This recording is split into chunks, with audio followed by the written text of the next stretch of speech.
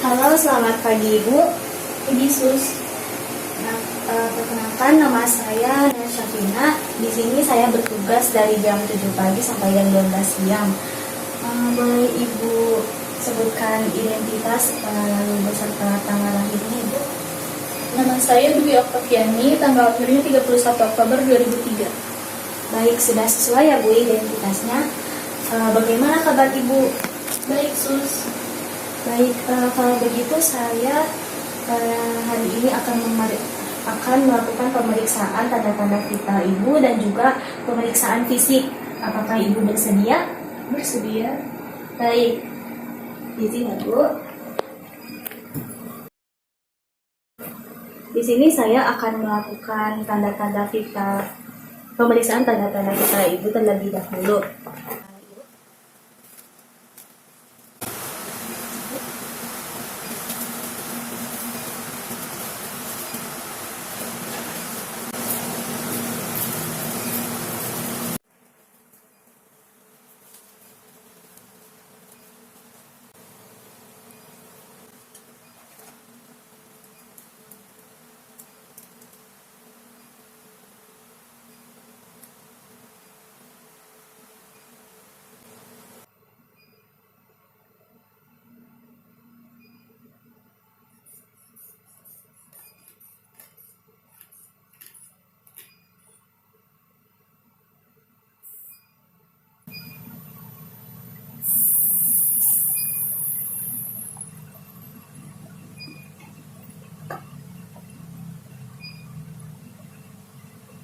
Baik, tekanan darah Ibu 105/75 ya Bu, itu normal.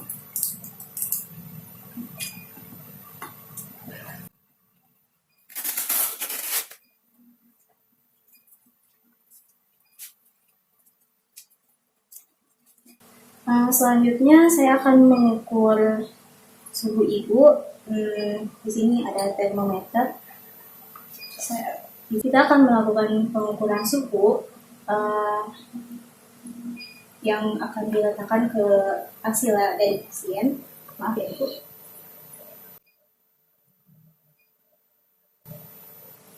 Kita diamkan sampai termometer berbunyi bip. Saat termometer sudah berbunyi bip, berarti artinya suhu sudah terukur.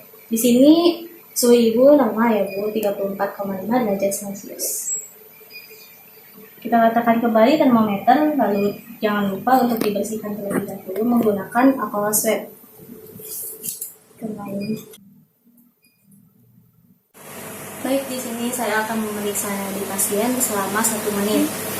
Ibu izin memeriksa nadinya ya Bu.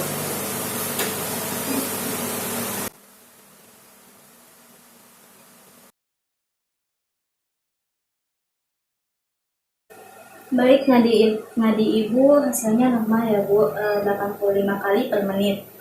Di sini selanjutnya saya akan memeriksa frekuensi pernafasan dari pasien. Ibu silakan angkat tangannya ke bed.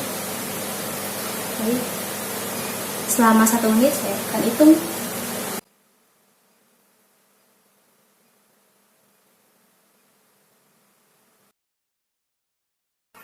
Baik, Ibu, kalian turunkan tangannya. Hasil frekuensi pernafasan Ibu 16 kali per menit, artinya normal ya Bu. Baik, selanjutnya di sini saya akan melakukan pemeriksaan fisik. Baik Ibu, boleh kita duduk posisi duduk. Pertama-tama saya akan melakukan pemeriksaan pada rambut dahulu. Cek apakah ada infeksi atau penyakit alopecia atau tidak adanya lesi.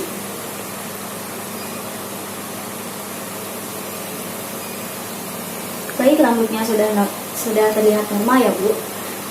Baik, selanjutnya saya akan melakukan pemeriksaan fisik pada mata pasien.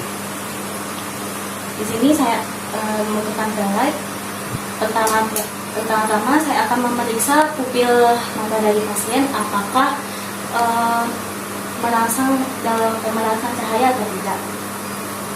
Nah, itu dekatkan senter lalu jauhkan. Di sini terlihat pupil mata menipis saat senternya didekatkan, lalu melebar saat senternya dijauhkan. Lalu saya akan memeriksa konjungtiva dari pasien. Maaf ya Bu. Konjungtiva terlihat berwarna merah muda yang artinya normal. Lalu kita memeriksa sklera. Sklera tampak putih seperti biasanya, normal, tanpa adanya tanda-tanda ikterik. Selanjutnya saya akan memeriksa hidung pada pasien. Pertama kita inspeksi dahulu apakah terdapat kemerahan pada hidungnya. Di sini terlihat ya tidak ada kemerahan pada hidung. Selanjutnya saya akan memeriksa hidung pasien apakah terjadi penyumbatan atau tidak. Di sini tidak terlihat adanya tumor ataupun penyumbatan.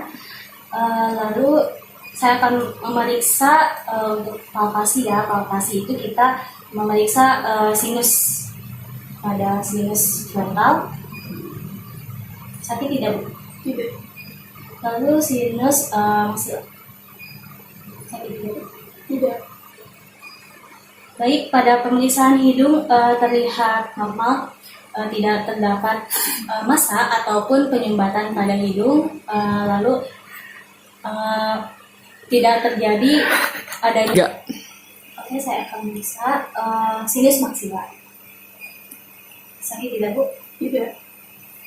Baik, dalam pemeriksaan hidung tidak ada tumor ataupun penyumbatan pada hidung, lalu tidak tampak adanya kemerahan pada hidung. Selanjutnya di sini saya akan memeriksa telinga pada pasien. Maaf, kita periksa auditula apakah adanya tumor atau massa yang terlihat. Lalu kita palpasi belakangnya. Sakit tidak Bu? Tidak. Baik, telinga tampak normal. Tidak ada tumor atau massa yang teraba. Lalu selanjutnya kita akan memeriksa bibir pasien. Bibir pasien tidak terlihat ada tampak sianosis atau kebiruan, semuanya tampak normal. Selanjutnya saya akan memeriksa bagian dalam dari mulut pasien. Pertama, Ibu, kita periksa dalam mulutnya ya. Periksa apakah ada karies atau bolong-bolong pada giginya. Di sini di dalam mukosa tidak terdapat sariawan atau kelainan lainnya. Itu cukup lidahnya. Lidahnya pun tidak nampak putih-putih. Semuanya terlihat normal. Lalu amandanya juga tidak terlihat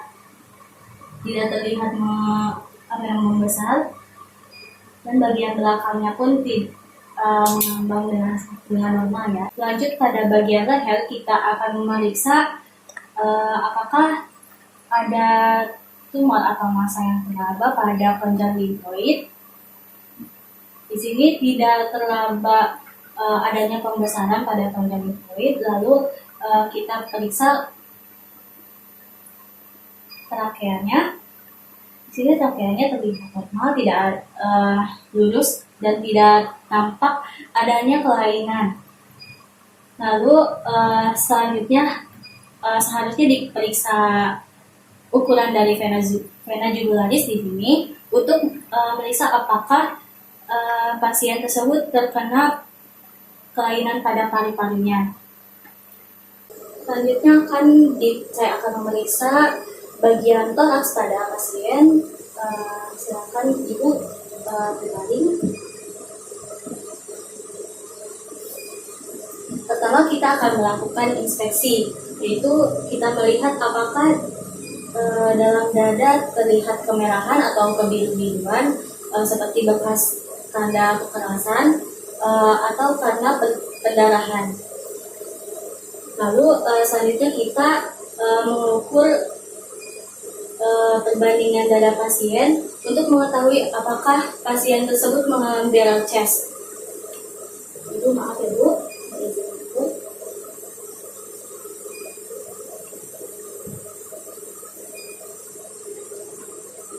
Di sini dada pasien terlihat normal dengan perbandingan 2:1 menunjukkan tidak adanya bengal chest. Lalu selanjutnya kita mendengarkan suara paru dan jantungnya. Suara paru bisa didengarkan di midclavicula intercostal 4, yaitu di atas kuping.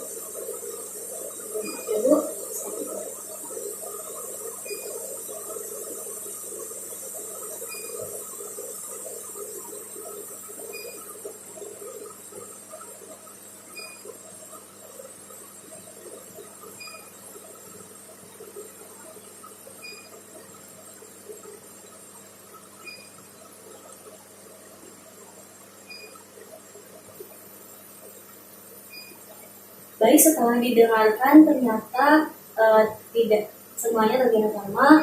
Suara paru juga terdengar resonan, yang berarti tidak ada masalah pada paru. Lalu jantung juga menunjukkan suara yang baik ya. Selanjutnya saya akan melakukan pemeriksaan pada abdomen. Pertama kita lihat atau inspeksi apakah ada kemerahan atau kebiru-biruan yang menandakan adanya perdarahan di dalam.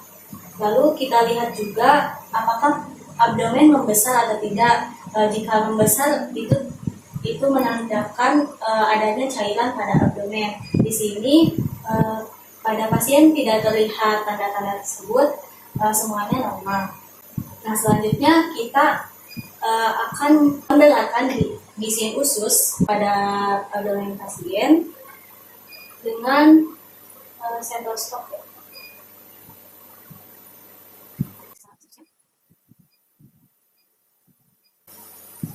Pada bisin usus semuanya terlihat normal. Selanjutnya setelah bisin usus kita dengarkan aorta abdominalisnya.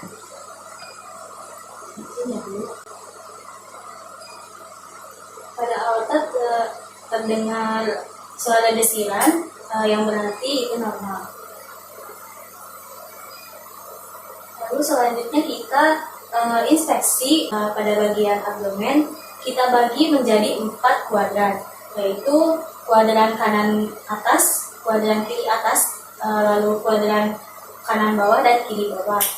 Dalam batas kuadran kita lihat pusar, kita lihat pusarnya, lalu kita bagi menjadi 4. Kita palpasi kuadran kanan atasnya. Sakit tidak, Bu? Tidak. Lalu kiri atas, sakit tidak? Tidak. Kanan bawah, sakit tidak? Tidak. Kiri bawah. Baik, pasien tidak merasakan sakit pada pemeriksaan abdomen tadi, semuanya terlihat normal. Selanjutnya saya akan memeriksa pada bagian belakang pasien. Ibu bisa duduk membelakangi saya. Nah, di sini kita inspeksi terlebih dahulu apakah ada lesi atau luka ataupun tanda kemerahan pada tubuh pasien. Nah, di sini tidak terlihat ya adanya tanda kemerahan atau yang lesi ataupun dan lain-lain. Lalu selanjutnya kita melakukan palpasi pada 10 bagian. Ibu maaf ya, kita akan tekan. Ini ya, Bu. Sakit tidak, Bu? Tidak. Tidak. Tidak. Sakit tidak? Tidak. Sakit tidak? Tidak. Sakit tidak? Tidak. Sakit? Tidak. Sakit? Tidak. Sakit? Tidak. Sakit? Tidak. Sakit? Tidak. Sakit? Tidak. Pasien tidak merasakan adanya nyeri saat dipalpasi. Lalu selanjutnya kita akan melakukan prosedur 7-7. Pasien akan kita akan menyuruh pasien untuk mengatakan 7-7 untuk memeriksa getaran pada kedua rongga paru, apakah adanya cairan atau tidak. Ibu bisa bilang 77 ya Bu saat saya perintahkan. Baik, bilang Ibu. 77. Baik, di sini getarannya terasa dalam kedua rongga paru. Itu berarti paru-paru terlihat normal. Lalu selanjutnya saya akan memeriksa apakah cairan tersebut memengaruhi pernapasan pasien dengan pasien yang melakukan tarik nafas dalam. Ibu boleh tarik nafas dalam ya Bu. Lepaskan.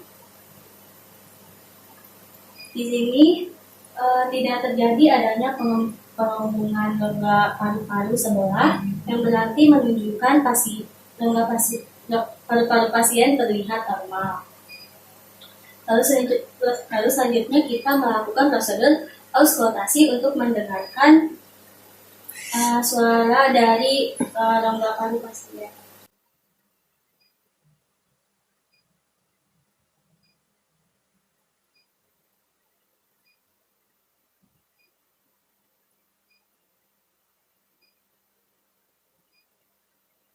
Baik, saat diauskultasi, paru-paru terdengar suara resonan yang berarti paru-paru tidak terdapat adanya cairan. Lalu selanjutnya kita akan melakukan prosedur perkusi untuk mengetahui apakah ada kelainan pada paru-paru.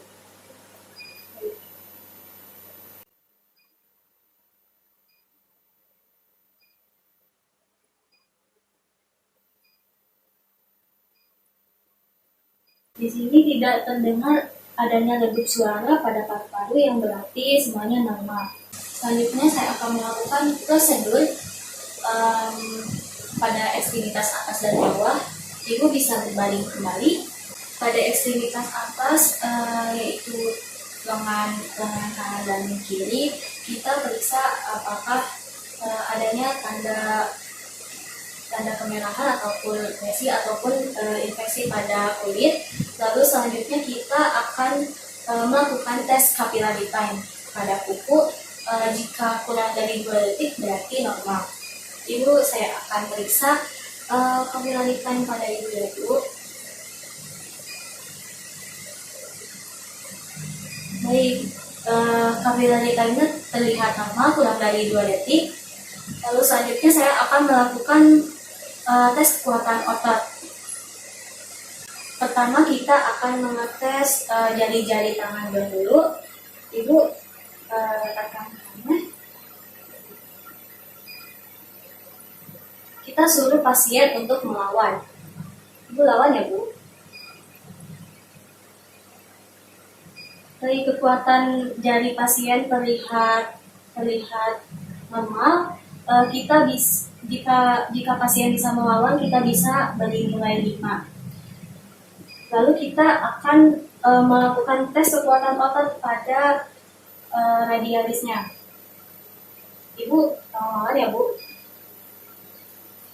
Baik, di sini kekuatan otot di radialisnya sangat bagus. Kita beri tanda 5. Lalu kita akan memeriksa radialisnya. Di sini kekuatan otot di brachialis juga sangat bagus, kita beri tanda 5. Lalu kita periksa lengan atas. Kekuatan ototnya sangat bagus juga, berarti semua kekuatan otot di lengan kanan pasien itu sangat bagus. Begitu juga dengan lengan kiri.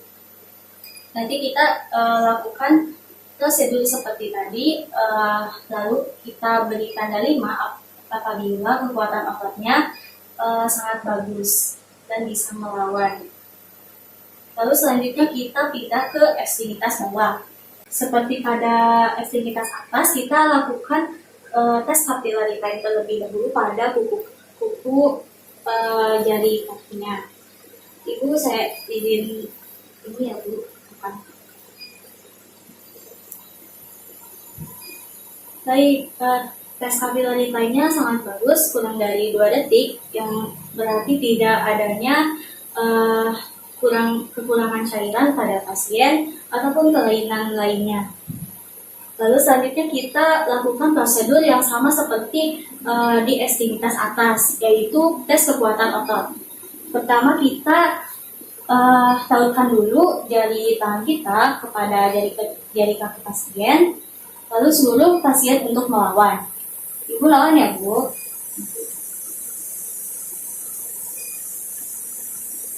Baik, kekuatan jari kaki pasien sangat bagus, kita beri tanda 5.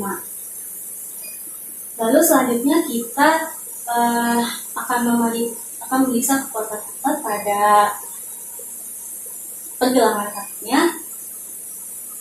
Ibu lawan ya Bu. Pada pergelangan kaki kekuatan otot juga sangat bagus, kita beri tanda 5. Lalu selanjutnya kita akan meriksa di bawah lutut. Ibu lawan ya Bu. Baik, di sini kekuatan otot juga sangat bagus, kita beri tanda 5. Lalu kita tekan di bagian paha juga. Di sini juga kekuatan ototnya sangat bagus, kita beri tanda 5. Oke. Nah, selanjutnya kita akan mengetes kekuatan sendi pada ekstremitas atasnya. Ibu boleh duduk sebentar.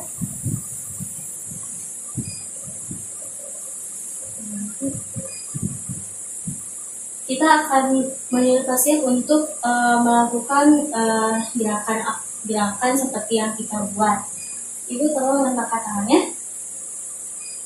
Baik, sangat bagus. Ke ataskan. Baik, lalu ibu boleh mengutuk. Ya, bagus. Semuanya terlihat bagus ya. Kekuatan sendi, tidak adanya lemah ataupun pasien sendinya jatuh. Ibu bisa berbaring kembali. Ini saya akan melakukan pemeriksaan selanjutnya, yaitu pemeriksaan refleks kaki pada pasien. Untuk mengetahui apakah refleks pada kakinya berjalan dengan baik atau tidak. Ibu saya izin mengetok lututnya ya.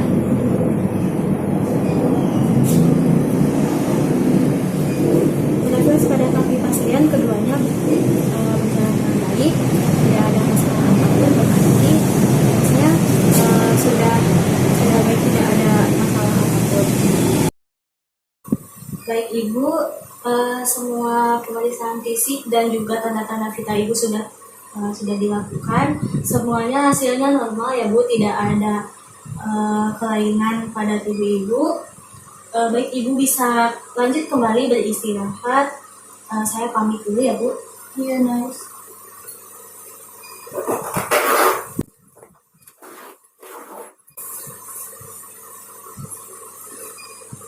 Selamat pagi ya Bu. Pagi.